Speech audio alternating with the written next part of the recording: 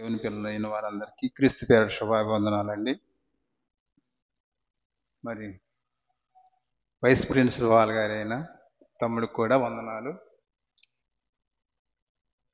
మరి మనం భక్తి చేస్తున్నామంటే మన భక్తి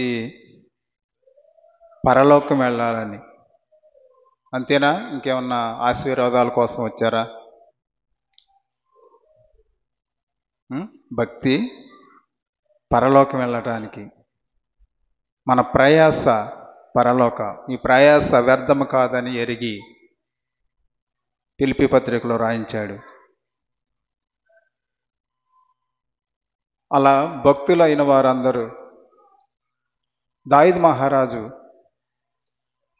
నా ప్రాణమా యెహోవాను సన్నుతించుము అన్నాడు. ఇంకొక ఆయన అన్నాడు అదే మాట. ఎవరు?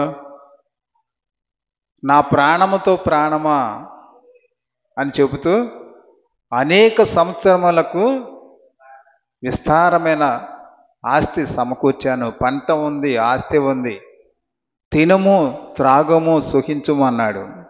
ఇద్దరు చెప్పిన మాట ఒకటే, ప్రాణంతో. దావీదు మహారాజు అంటే నా ప్రాణమా యెహోవాను సన్నుతించుము, ఆయన చేసిన ఉపకారములలో దేనిని మరువకుము అని భక్తుడు ప్రార్థన చేశాడు. ఏంటి? ధనవంతుడైతే ఏమన్నాడు? సుఖించము, తినుము, త్రాగుము అన్నాడు. ఇక్కడ అట్టాగే సుఖించాడు, తిన్నాడు. పాపం ఉన్నంతకాలం సుఖించాడు, తిన్నాడు. ఎక్కడికి వెళ్ళాడు? పాతాళానికి వెళ్ళాడు. మనందరికీ తెలుసు. దావీదు మహారాజు గారు పరదేశంలో ఉన్నాడు. మనము కూడా అదే విధంగా పరదేశకి వెళ్ళాలి. ప్రియులారా, యోహాను సువార్త 16వ అధ్యాయంలో యోహాను సువార్త 16వ అధ్యాయం 33వ వచనంలో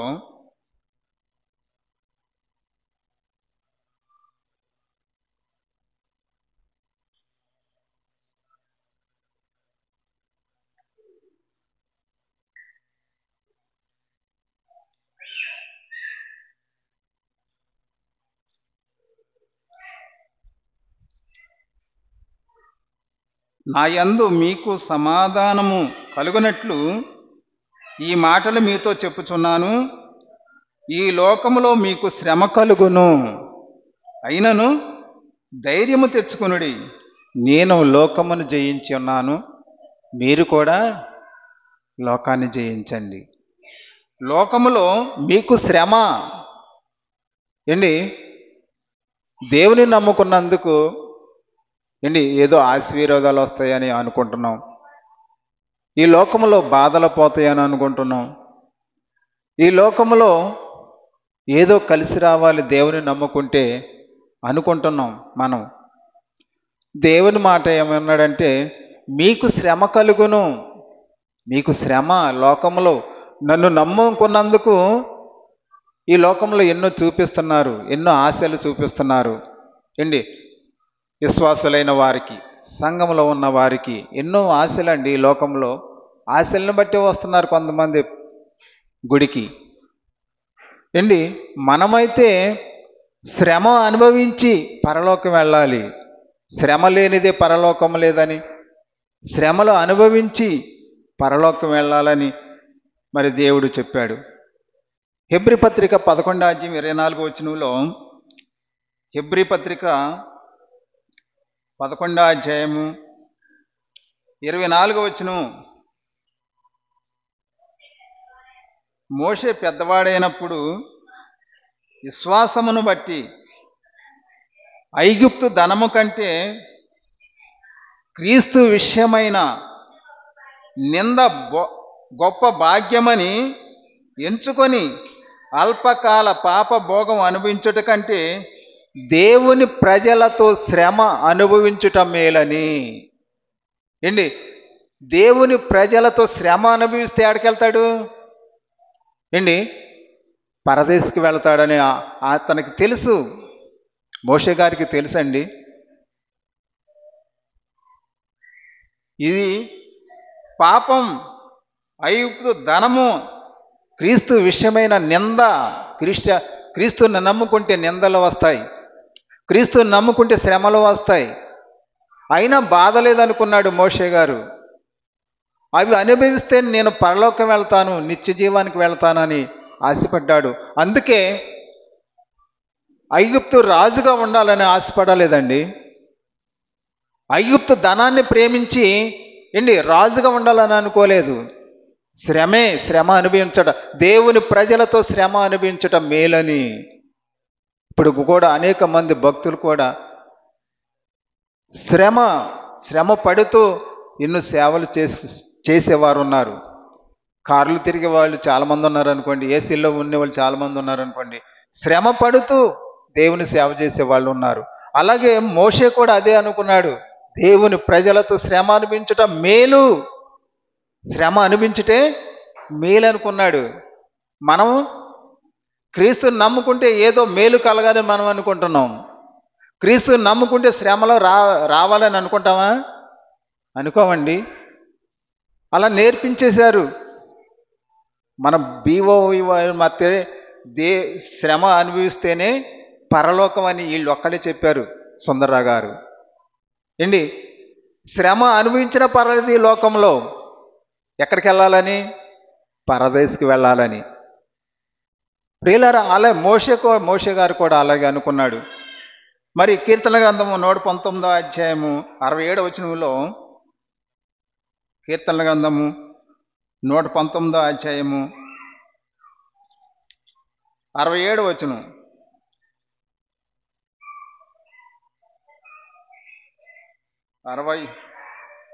శ్రమ కలుగక మునుపు నేను త్రోవ విడిచి తిని నీ వాక్యమును అనుసరించి నడుచుకొనుచున్న. ఇప్పుడు నీ వాక్యమును అనుసరించి శ్రమ కలుగక మునుపు ఏం చేశారు?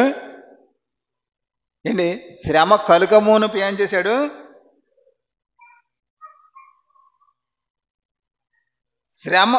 శ్రమలు కలుగక నేను త్రోవ విడిచిపోయాను అన్నాడు. ఎవరో ఇది మాట అన్నది? దావీదు మహారాజేనా? శ్రమలు వచ్చినాక మనసు కుదుట పడిందండి, భక్తి పెరిగింది. శ్రమలు రాకమునుపు ఏమన్నాడు? శ్రమ కలుగమును త్రోవ విడిచిపోయాను అన్నాడు. శ్రమ కలిగితే శ్రమలు వస్తేనే చెప్పాడు యోబు గ్రంథంలో కూడా, బాధలు వస్తేనే బోధ కలుగుతుందని, బాధలలో కూడా ఆయన మనతో మాట్లాడతాడని ఎన్నోసార్లు విన్నాం. ఈయన కూడా దావీదు మహారాజు కూడా అంటున్నాడు, శ్రమ కలుగక మునుపు నేను త్రోవ విడిచి తిని ఇప్పుడు నీ వాక్యమును అనుసరించి నడుచుకున్నాను. శ్రమలు వచ్చిన తర్వాత నీ వాక్యానుసారముగా నడుచుకుంటున్నాను, నీ కట్టలను అనుసరించి నడుచుకుంటున్నాను అంటున్నాడు. ప్రియులారా, 71వ వచనంలో కూడా నేను నీ కట్టలను నేర్చుకున్నట్లు శ్రమ నొంది ఉండుటరా నాకు మేలు అన్నాడు అండి. నీ కట్టడలు నేర్చుకోవాలంటే శ్రమ. భక్తి ఎప్పుడు వస్తుందండి? మనుషుల్లో భక్తి ఎప్పుడు వస్తుందంటే హాస్పిటల్కి వెళ్ళినాక, శ్రమలు వచ్చినాక. ఒకళ్ళు ప్రార్థన చేయాలన్నా అన్నీ బాగున్నప్పుడు ప్రార్థన చేయటం కుదరదని మనకి కుదురుద్దా? మనం ప్రార్థన చేయాలంటే, ఒక ఉపవాసం ఉండాలంటే మన ప్రార్థన చేయాలంటే శ్రమ కలగాలి. శ్రమలలోనే భక్తి పెరుగుతుంది. అర్థమవుతుందా? శ్రమ లేకపోతే మనకి ప్రార్థన ఎందుకండి? అన్నీ బాగానే ఉన్నాయి, ప్రార్థన ఎందుకు మనకి అనే ఉద్దేశం మనకు చాలామందికి ఉంటుంది. అప్పుడు ఏదైనా శ్రమకు ఏదో రోగం వచ్చినప్పుడు అయ్యగారు ప్రార్థన చేయండి అంటాడు. అంతకుముందు అంటాడా? అంతకుముందు అంటాడా? అనడు. నేను పరలోకం వెళ్ళాలని నా గురించి ప్రార్థన చేయండి అంటాడా? నేను మంచి మార్గంలో నడుచుకోవాలని నా గురించి ప్రార్థన చేయండి అంటాడా? అనడు. ఎప్పుడు అంటాడు? శ్రమ కలగాలి, బాధలు రావాలి, ఏదైనా జబ్బు రావాలి, ఏదైనా రోగం రావాలి, అప్పుడు అయ్యగారు ప్రార్థన చేయండి అంటాడు. అతను కూడా ప్రార్థన చేస్తాడు. అందుకే నేను కట్టడలో నేర్చుకున్నట్లు శ్రమ నొంది ఉండుట నాకు మేలు. ఏంటి మేలు ఈ లోకంలో? ఏంటి ఎన్నో మేలులు చూపిస్తున్నారు ఈ లోకంలో.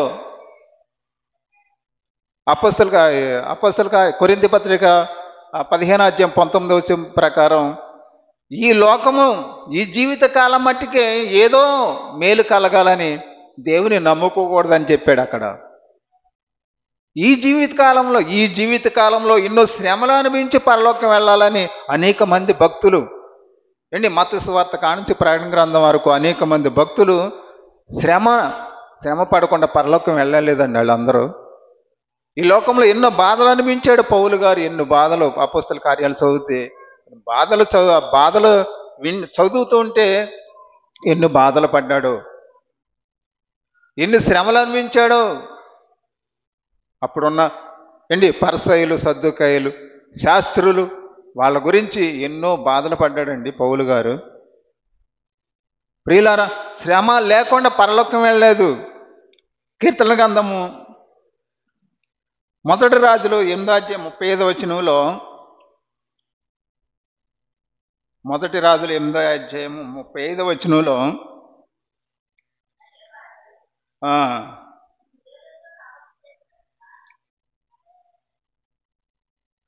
రాజులు 8 మరియు వారు నీకు విరోధంగా పాపం చేసినందున ఆకాశం మూయబడి వర్షము లేకపోగా నీవు వారిని ఎలాగూ శ్రమ పెట్టుట వలన. అంతకుముందు వాళ్ళు ఇశ్రాయేలీల సంగతి అండి ఇది. ఇశ్రాయేలీలకి వాళ్ళు వండుకునే పని లేదు. ఆకాశం నుండి మన్నా కురిపించాడు. వాళ్ళు మాంసం కావాలంటే పూరేళ్ళు వచ్చాయి. ఏ బాధ లేదండి వాళ్ళకి. తగిన కాలంలో వర్షం కురిపించి అనేక పంటలు పండుతుంటే ఏ బాధ లేకుండా ఉన్నారు. బాధ లేకుండా ఉండి దేవుని మర్చిపోయారు. దేవుని మర్చిపోతే వారు ఏం చేశారంటే దేవునికి విరోధంగా పాపం చేయటం మొదలుపెట్టారు. అప్పుడు ఏం చేశాడంటే ఆకాశం మూయబడి వర్షము లేకపోగా నీ వారిని ఎలాగూ శ్రమ పెట్టుట వలన వారు నీ నామమును ఒప్పుకొని తమ పాపములను విడిచిపెట్టి. అప్పుడు ఎప్పుడు వర్షం లేకుండా చేసి, పంటలు లేకుండా చేసి, తినటానికి లేకుండా చేస్తే అప్పుడు దేవుని వైపు తిరిగారంట. శ్రమలు శ్రమ వచ్చిన తర్వాత, అంతకుముందు వాళ్ళ ఇష్టం, దేవుడు లేడు, దయ్యం లేదు, వాడి ఇష్టానుసారంగా తిరిగారు. దేవతల వైపు తిరిగిపోయారు. ఐగుప్తు నుండి తీసుకొచ్చిన దేవుణ్ణి మర్చిపోయారండి. వారు మర్చిపోయి వారి ఇష్టానుసారంగా తిరిగినప్పుడు ఏం చేశాడు? వర్షం ఆపేశాడు, వర్షం లేకుండా చేశాడు, పంటలు లేకుండా చేశాడు. అప్పుడు శ్రమ కలిగింది. అప్పుడు తిరిగారంట దేవుని వైపు. అంతేనంటారా? మనం కూడా అన్నీ బాగుంటే దేవుని దగ్గరకు రాము. ఆ సంగతి మనకందరికీ తెలుసు. ప్రియులారా, శ్రమ శ్రమ శ్రమ. రోమపత్రిక 5:3-4 రోమపత్రిక 5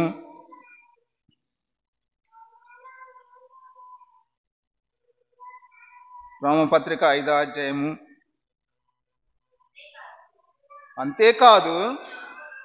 అంతేకాదు శ్రమ ఓర్పును, ఓర్పు పరీక్షకును, పరీక్ష నిరీక్షణను కలుగుజేయనని ఎరిగి శ్రమల యందును అతిశయ పడుదము. శ్రమల యందు అతిశయము.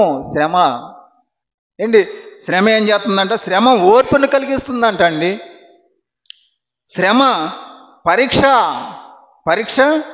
నిరీక్షణ. ఏందన్నా జబ్బు వచ్చిందనుకోండి, హాస్పిటల్కి వెళ్తాం, మళ్ళీ బ్రతుకుతాము, హాస్పిటల్లో తిరిగి వస్తామని నిరీక్షణ ఉంటుందా మనకి? ఉంటుందా? ఇక్కడ హాస్పిటల్లోనే చనిపోతామని ఉంటుందా? నిరీక్షణ ఉంటుంది కదా. అలాగే శ్రమ కలిగినప్పుడు ఓర్పు. పరీక్ష. శ్రమ ఎందుకు వస్తుందంటే పరీక్ష కోసం వస్తుంది. దేవుని సన్నిధిలో ఉంటాడా, ఊడిపోతాడా? అన్ని బాగానుంటే ఇప్పుడు యోబుకి అన్ని బాగానే ఉన్నాయి. బాగోపోయినా కూడా దేవుని విడిచిపెట్టలేదు.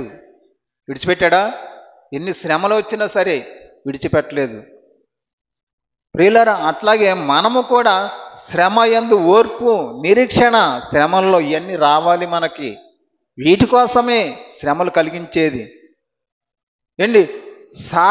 సాధన శ్రమలు ఏంటంటే మనకి సాధనము. ప్రియులారా, మనం శ్రమలలో ఓర్పు కలిగి జీవించాలి. నిరీక్షణ, మనకి పరలోకం ఉందని నిరీక్షించాలి. శ్రమలలో బాధలు ఉన్నా కానీ ఓర్పును కలిగి జీవించాలి మనం. ప్రియులారా, అపోస్తుల కార్యం 14:22 అపోస్తుల కార్యం 14:22 మనం ఇప్పుడు చదువుకునేది 14. శిష్యుల మనసును దృఢపరచి విశ్వాసమందు నిలకడగా ఉండి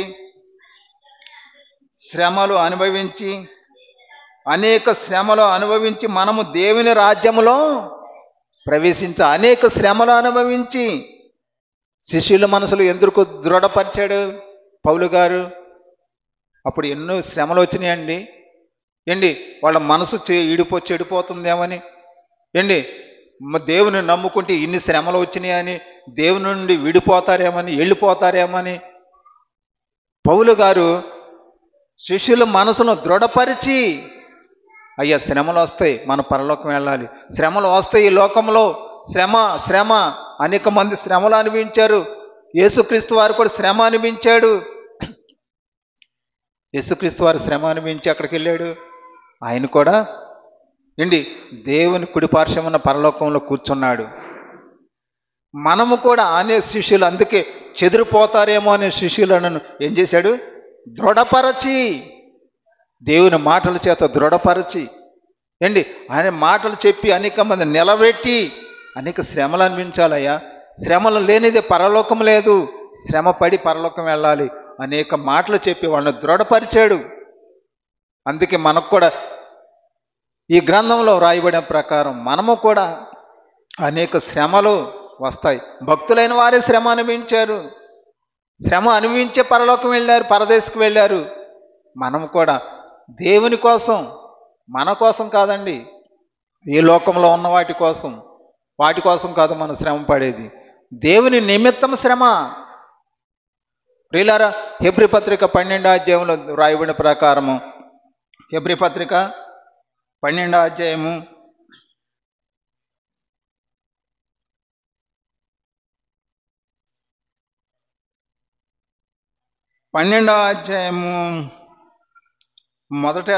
2వ సగం నుండి, ఆయన తనదేటి ఉంచబడిన ఆనందము కొరకై, ఎన్నోసార్లు చదువుకున్నాం ఇది. యేసుక్రీస్తు వారండి. మనం కూడా ఇదే వాక్యాన్ని ఆస్వాదిస్తూ మనము ఆయన తన ఎదుటనున్న ఆనందము కొరకై అవమానమును నిర్లక్ష్యపెట్టి సిలువను సహించి దేవుని సింహాసనం యొక్క కుడిపార్శ్వమున ఆసీనుడై ఉన్నాడు. ఏది మా ఆనందం దేవునికి కనబడింది, యేసుక్రీస్తు వారికి కనబడుతుందండి. ఈ లోకంలో బ్రతికినంతకాలం ఆయన ఎదుటనున్న శ్రమలను సహించాడు. దేనికోసం అంటే ఆయన ఎదుటనున్న ఆనందం కొరకై. మరి మనకు కూడా అదే ఆనందం కనిపిస్తూ ఉండాలి. ప్రతి క్షణం కనపడుతుందంటారా? ఆ ఆనందం కొరకై మనం కూడా దేవుని కోసం శ్రమలు అనుభవించి పరలోకం వెళ్ళాలి.